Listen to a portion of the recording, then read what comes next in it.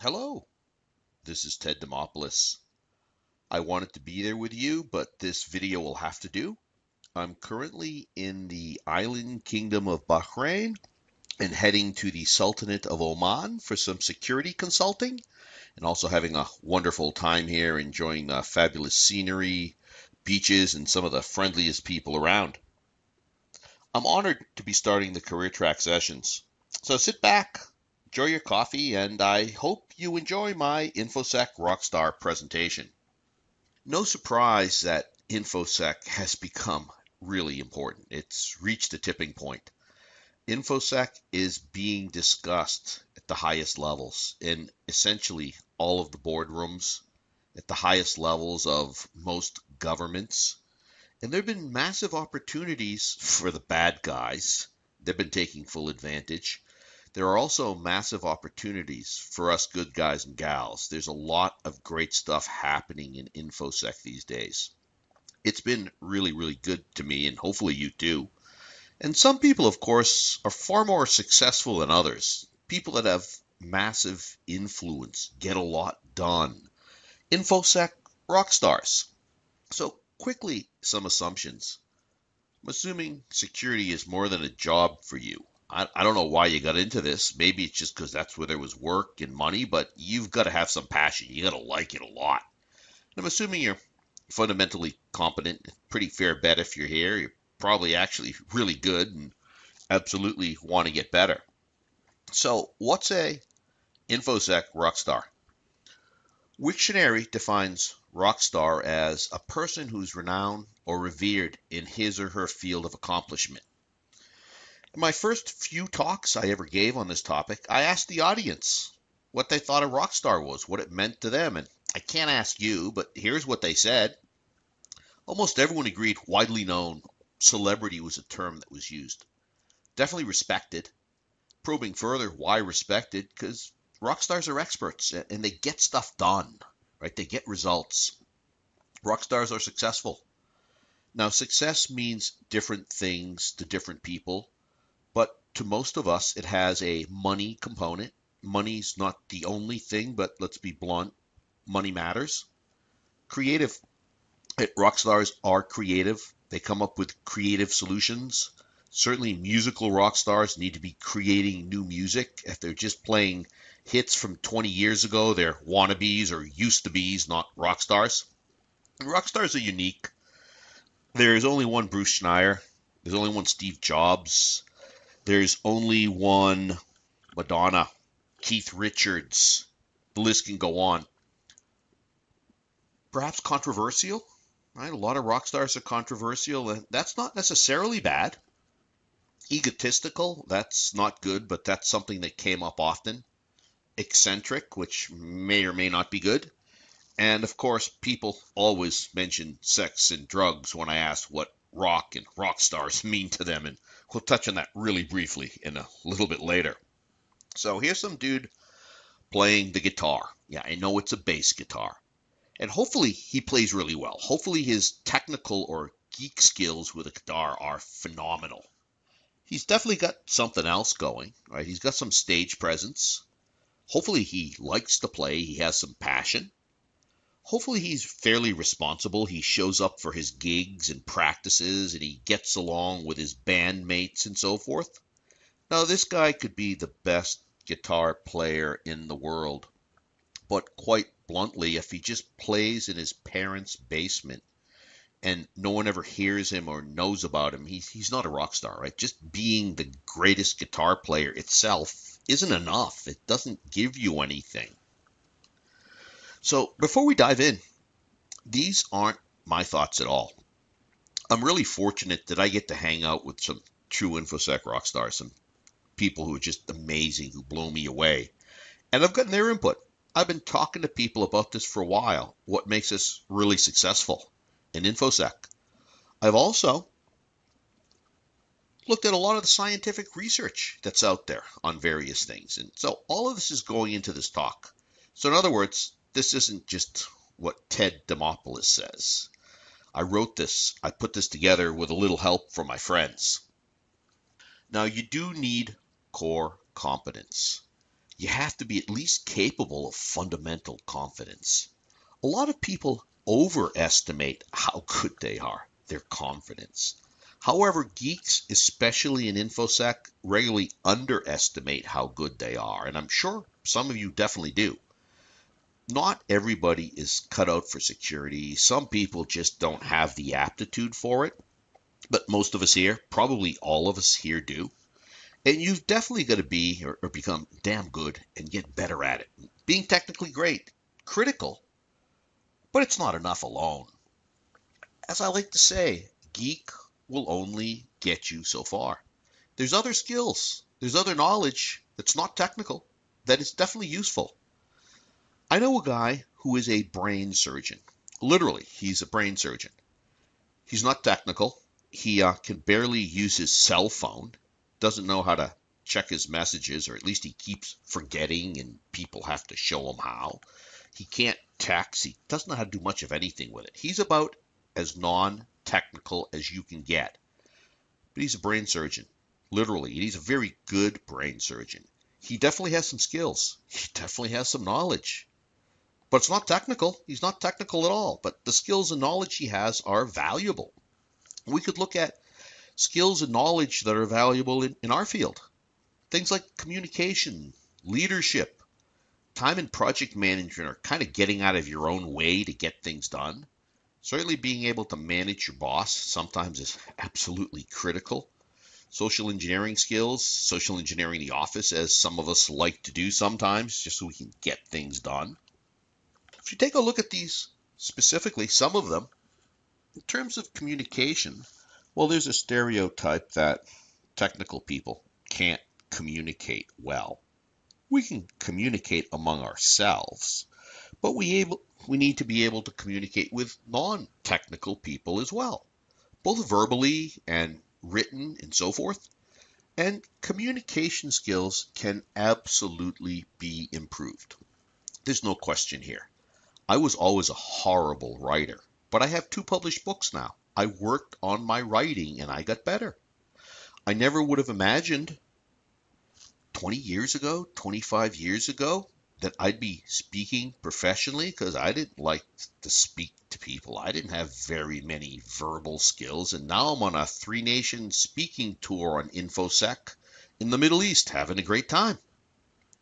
We do have to remember that non-technical people are often afraid of technology, and so we have to communicate them with non-technical terms without throwing too much geek at them. And in case you didn't notice, most executives are non-technical. Not all, but certainly most. And being able to communicate with executives is absolutely critical. Rock stars are leaders. Now, leadership isn't a position, it's a mindset. Ever notice some places the real person that's in charge is not the person with a title, the person that actually gets things done, that people actually listen to, often not the person with a title, the boss, or whatever term you may use. We call this personal authority, and you can have personal authority, being a leader, without having positional authority, having the title, being the boss, the manager, the CEO. Leadership skills are important because we need people to follow us when we're trying to get them to do the right thing. As a group, we're pretty creative. We have to be. Right? Our world keeps changing. Solutions, things that worked last week or last year or 2 years ago don't work anymore. And as a rule, we are pretty creative. There's entire books and courses on creativity. Just a few things really quickly. Don't mindlessly accept the status quo. Maybe it should have been the status quo. Maybe it should still be, but maybe it shouldn't be anymore. Things change. And don't immediately reject ideas, regardless of how ridiculous, how outlandish they might seem. The idea of me giving a talk on how to be an InfoSec rock star, that was like totally ridiculous 2.5 years ago. First time I did it, it was a joke. but it really resonated with people, and people started to give me all kinds of great feedback, and the idea grew. A lot of times, creativity involves doing something that's not new, but using it in a new place or using it in a new way. Maybe technical people are particularly ADD or ADHD or whatever a correct term may be. But as a group, we're not great at finishing things. A lot of times we want things to be perfect. I want the code to be perfect or the report to be perfect or whatever we're working on, but nothing's ever perfect. There's no perfect on this planet or this universe. Good enough is good enough, right? Dictionaries have typos. Bestsellers have typos. Hopefully very few, but they're there. All software has bugs. It's just a fact. There's not much that can be done about that. And there's zero value to something you never finish and you never ship out to the world. There's no way something can provide value to the world unless you finish it, unless you release it. I love this quote from Stephen Hawking saying that one of the basic rules of the universe is that nothing is perfect. Perfection simply doesn't exist. If something's 90% done, or maybe 85, or maybe 95, that may be as good as it gets. That may be as good as it needs to be. Making it more perfect, better, isn't necessarily going to make it more valuable to people. So release it. Right? Let the world see it. Get it over with. Ship it out. Now, this doesn't mean accept mediocrity. Mediocrity isn't good, but perfection is equally bad because you can never have it. It will prevent you from finishing things. Rockstar also isn't 9 to 5. Okay, we all have exactly 24 hours a day. And I know some of you time geeks are going to mention leap seconds. And yeah, there is such a thing as leap seconds, but they really don't matter in this context at all. In those 24 hours a day, you have to get the most important things done. I see people that make to-do lists with 24 things on them. You're not going to do all 24 things. It's just not going to happen. What you need to do is do the most important things, not just stuff on the list that you think you can finish. So what are the most important things for you to do? What are your highest value activities? Concentrate on those. If you have a boss, talk to your boss. See if you can agree with them. Which of your activities are the most important? So you can get support from them for not doing the other things. I like to talk about a not to-do list. Here's the stuff I'm not doing because it's not as important or not as important anymore. Or maybe I can get someone else to do it. You also have to make time for yourself, right? We don't work all the time. We need time for ourselves. Downtime is critical. And speaking of creativity, I get some of my best ideas during downtime. Whether I'm going for a bike ride or fishing or singing in the shower. I sing very well in the shower. Actually, that's not true at all, but at times, certainly in our field, we're going to have overload. There's no question. And overload at times is absolutely fine, right? Some of the most incredible things happen when we have overload. We can't have it all the time. We'll burn out, and that doesn't do anyone any good. Positioning is a concept from a book called Positioning: The Battle for the Mind by Al Ries and Jack Trout. It's a great book, simple to read, fun, and these two guys are really bright. What they said is positioning is the position something or someone holds in people's minds, and it's hard to change the position of something. For example, if I think Volvo, I think safety, and most people do. Volvo, safety, that's the position it has in my mind. If I think Keith Richards, I think drugs, and then I think rock and roll. Keith Richards hasn't had a drug bust in, 30 years or something, decades. For all we know, he hasn't done drugs in that long, but still, mentally, we associate him with drugs and rock and roll. The fact that he looks like he may have done a lot of drugs in his life, right? He looks like he's 150, may add to that. I think Starbucks, I think strong coffee and in a comfortable place to hang out. Hey, Starbucks isn't my favorite coffee, but it's strong, it's always hot, and they're always a place to hang out. So let's say Volvo all of a sudden started making an amazing sports car. Let's say it was better than Lamborghinis and Ferraris. Do you think people would start abandoning their Lamborghinis and Ferraris and buying Volvos, even if they were better? Strongly doubt that because we think Volvo, we think safety. We don't think amazing sports car. Just like what if Starbucks started making phenomenal whiskey? Maybe they bought a bunch of peat bogs in Scotland and a distillery and started making phenomenal Scotch whiskey. You know what? In our minds, we still think coffee, and they probably couldn't sell whiskey even if it was the best in the world. Well, what's this have to do with security? Well, what people think about security matters, the position it has in their mind. What people think about you matters, the position you have in people's mind.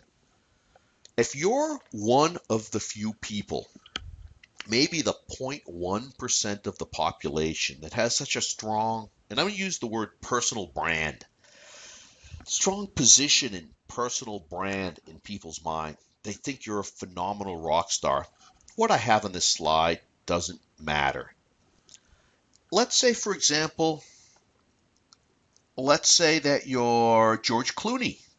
Okay, George Clooney, amazing actor. People's mind, they think of him as phenomenal. And he did this movie called Men Who Stare at Goats. I loved this movie, by the way. I thought it was really funny. It's not a great movie by any means. Critics panned it because it's kind of silly and stupid. And it was a fun movie. I went with someone inappropriate, and we drank lots of Jack Daniels. We mixed it with Coke. We bought a Coke there and had a blast. Now, the movie didn't do well, but what did people say? Did they say, hey, that George Clooney guy, his career is sliding? His career's over? His movie was a real flop? No, they didn't, because he's got just a strong personal brand. They said instead, hey, Clooney wanted to do this silly movie about like goats. Yeah, I guess it was kind of cool. Nobody thought anything bad about it. But we're not rock stars yet, at least not most of us. So a number of things matter. The company we work for matter. A friend of mine in Infosec for the longest time would not tell anyone who he worked for because he was embarrassed by the company. I don't know who he worked for. I know where he works now. The boss you work for matters. If you work for some pointy-headed Dilbert type boss, and you're mentally associated with this inept dude in everyone's mind, well, that's not good. Your peers matter. Do you work with a bunch of great people or a bunch of bozos? Like the bozos rub off on you. If you're in management, the people you hire matter because they're associated with you. In fact, your friends matter a lot because you're associated with them. I like to be the stupidest person in the room. At least I want to feel like the stupidest person in the room because I want to hang out with smart people that get things done. I want to hang out with rock stars. It's the best way to become a rock star, to move towards rock star quickly, hanging out with smart, motivated people. And hey, isn't that what you're all doing at Security BSides? Absolutely. So what do people think of you? Right? What position do you have in people's minds? You might be surprised because people's image is very different than what other people think about them in many cases. You can ask a few people and find out. Now, don't grab people in the hall and say, hey, what do you think about me? Because you're going to be putting them on the spot. You're not going to get accurate, honest feedback. I emailed a few people. I actually sent them the sentence, what do you think my top personality quirks or traits are? I sent 5 people, an assortment of people who've known me for a while, and what I got back had a lot of overlap. Apparently, I'm an intelligent, outgoing, and fun, eccentric guy. I'm surprised they said intelligent because most of my friends are pretty intelligent. I think smarter than me. I didn't think they'd hone in on that. The outgoing was also a surprise because I'm basically an introvert. The fun and the eccentric, that was not a surprise. I thought people were going to concentrate on hardworking and technical, but I got almost none of those responses. One person said hardworking out of five. No one said technical. So apparently, what people think of me is different than what I thought. That's quite interesting and useful. Now, if you want to change what people think about you or what people think about security in your organization, it takes a long time. Right? Changing positioning does take a long time. Consistency. Most overnight successes take years. It can take a lot of time and a lot of patience, and it might not even be possible to do. If people have a bad image of you, if it's bad enough or inappropriate to you enough, not what you want it to be, it might never change. People get what they expect, and that's one reason positioning is so hard to change. One company, first project I worked on, I've been a consultant for 25 years now. First project I worked on went very well. I did a number of projects at this organization, and it didn't matter how the project went. People looked at me favorably. The project could have been horribly late, and said, "Oh, the project's late. Not that Ted messed up." At another organization, I was hired as a troubleshooter, and the first project I worked on was a disaster. Well, I'd like to think it was less of a disaster because I got involved, and I think that's true, pretty sure, but it didn't matter what project I went to within this organization. If the project didn't go well, if anything went wrong, people thought Ted messed up. He messed up this project. He did something wrong. Because that's the position I had in their minds. Now, people knew I was there as a troubleshooter and thrown at messed up things, messed up projects. So logically, they shouldn't have thought that, but they did. Let's say there's a really strange piece of art on the wall, okay? If it says Picasso on it, most people are going to think, oh, it's really good. They might not like it. They might say, I don't understand it, but it's a Picasso. Take that same piece of art and don't put Picasso's name on it or cover it up. Claim it's some other artist people haven't heard of. A lot of people aren't going to like it because it's not a Picasso. If we look at champagne, and I have to admit, I am a champagne geek. Absolutely. I got about 30 different kinds of champagne at home I haven't tried. Looking forward to getting there and trying them and writing it up. If someone comes to my house and they don't know anything about champagne, I open a bottle of Dom Perignon. They're going to be impressed. Why? It's a big, impressive name. People think it's the best, or at least phenomenal. And it is pretty good. It's quite good. Well, there's better champagne than Dom Perignon out there.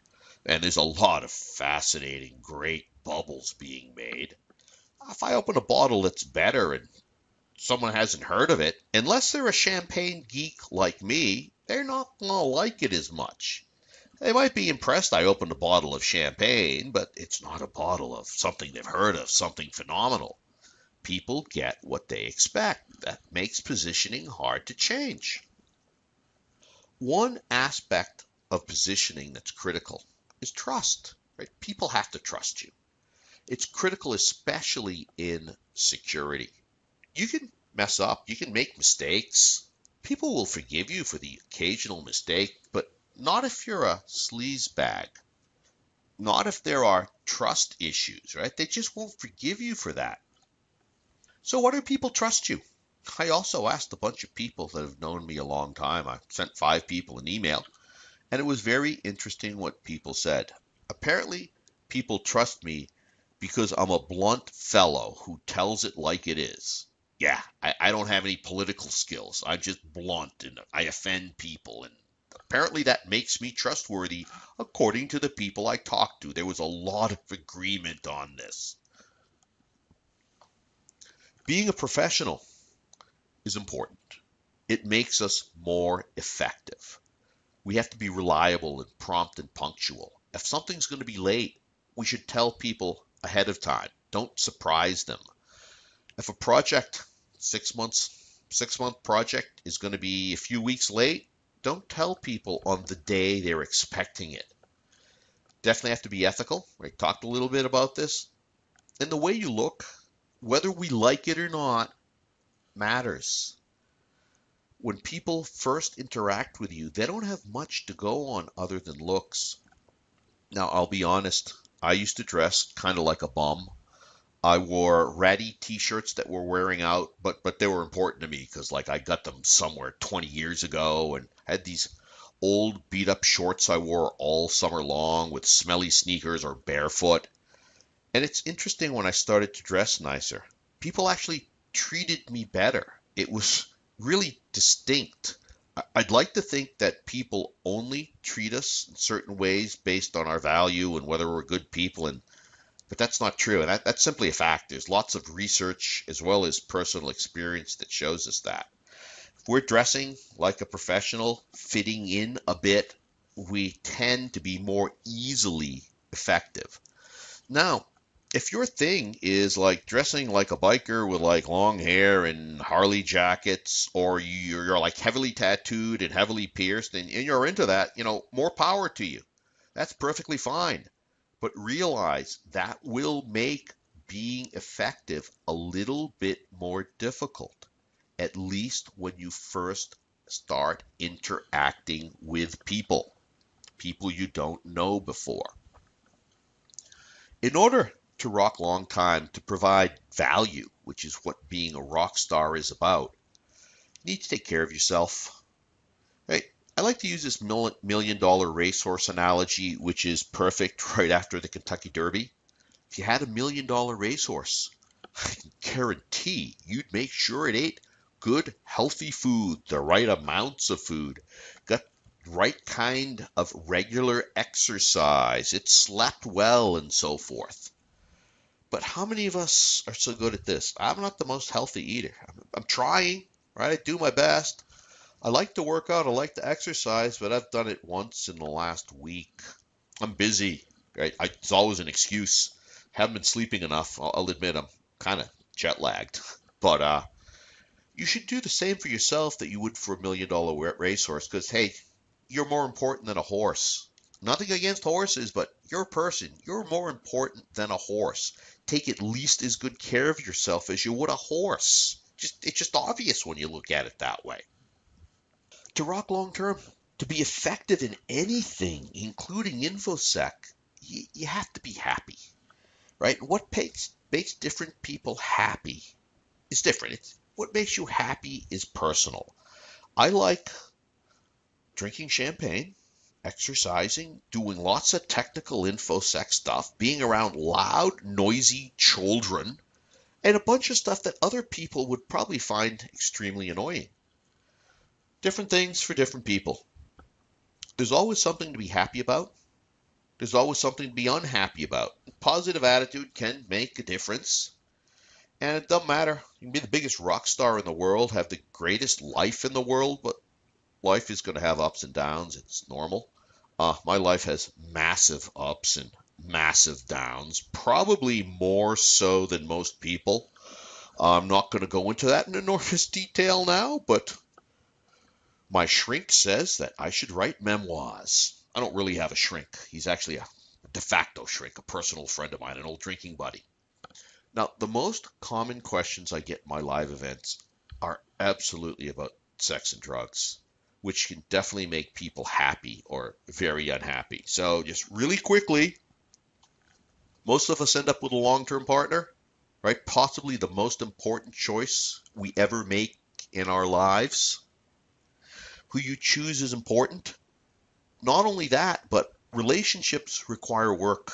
And it amazes me that people will spend a lot of time on their career, on their hobbies, but put almost no effort into their relationship, which is critically important. So sex, yeah, 2 thumbs up. Drugs? Well, here's a list of incredibly talented rock stars who have created a lot of value. Look at the Alive and Clean list. Bowie, Elton John, Clapton. These people are alive. They're clean. They're rocking. They're still making great music. Steven Tyler, yeah, I'm not so sure he's clean or not, but he claims he is. Dead. It's permanent. Hendrix, phenomenal musician. He's gone forever. Died young. First part of the list from Hendrix to Bon Scott, they died from alcohol. Yeah, alcohol. Alcohol is a deadly, deadly drug. I drink. I'm not telling you not to. And the rest of the list, yeah, died of various things as well. So, basically we've got to watch our intake of things. We have to have basically have to have it together. So I'm pro sex and drugs. Woman, alcohol, and caffeine for me. I don't do any illegal drugs. I don't do most legal drugs. If you do, that's your own business. It's not my business. But just take care of yourself. I know quite a few very, very good technically Infosec people who have lost years of their lives through various types of substance abuse. That doesn't make you a rock star. That makes you a loser. So, I'm talking about rock star. Can you really be an Infosec rock star? Can you? It's not everyone can be a rock star, right? It's just not everyone can't be like a general. Not everyone can be a captain on a ship, but everyone can move towards rock star. We can all get better at what we do. We can all improve. Being a rock star is about being effectiveness in giving value to the world, giving value to our organization by doing security stuff well. We can learn to be effective. Rockstar status can at least be approached, right? Because we can get better. Concentrating on both the technical things we need to learn. Technical skills are important, but they're not everything. There's other skills we need to learn and develop as we and our careers progress. Big picture. Okay, geek is only going to get you so far. The geek is critical. There's other knowledge, there are other skills that you need. Of all the InfoSec rock stars I talk to, everybody agrees on this. Also, the most successful InfoSec rock stars are successful in general. However you may define success. They have great personal lives as well. They may have massive ups and downs, but things are primarily up. I have a picture of Dr. Jeff Stanton here. Dr. Jeff Stanton, old friend of mine, actually went to high school with him, and he was my college roommate. When we were in college freshman year, the song by the Knack came out, My Sharona.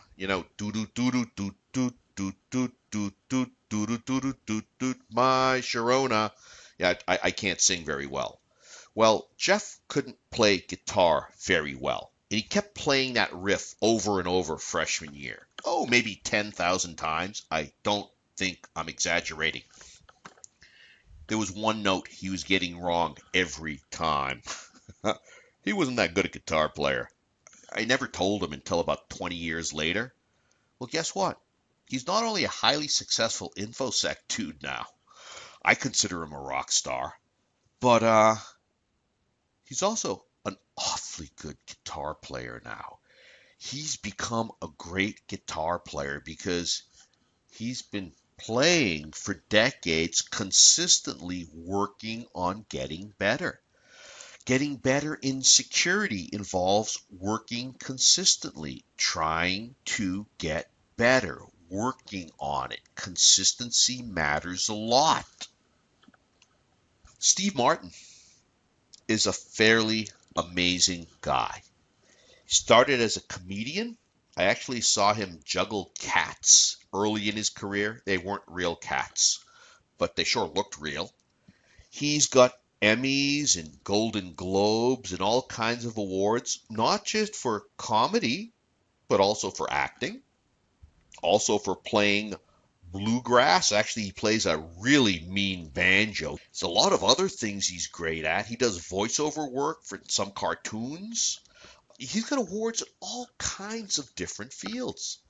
And he's often asked how he's just so amazing at so many different things. What's his secret? And people get upset at him because he says there's no secret. He's like, just be so good they can't ignore you. And how does he become so good they can't ignore him? Hey, who takes a comic seriously as a banjo player? Well, if you're so good they can't ignore you, they will. And he does this through consistent hard work. So some quickies coming from Martin, from Steve Martin. Right? Continuously striving to improve your skills. That's absolutely critical. Lifelong learning. You're going to be learning this weekend, right? And there's some great sources of free learning right now. If you look online, for example, Coursera.com and MIT OpenCourseWare, you can get courseware courses from a lot of the top universities on the planet for free, including on things like crypto and hardware security and other really important skills like leadership and communications and public speaking. And speaking is a critical skill for rock stars. You need to be able to convince people to do the right thing in security. So learning has become easier in some ways because there's so much learning content available for cheap or free. Also remember, the best analysis engine is the human brain, right? Humans, us, we can do things computers and tools absolutely cannot. So, thanks. I hope you enjoyed Security BSides. Please feel free to visit my site, Infosec Rockstar. I've got some more videos there. There's an ebook you can download, some other information, and I want your feedback on what it takes to be more successful in security, to move towards Infosec Rockstar. This is Ted Demopoulos. Thank you and have a great time at the conference.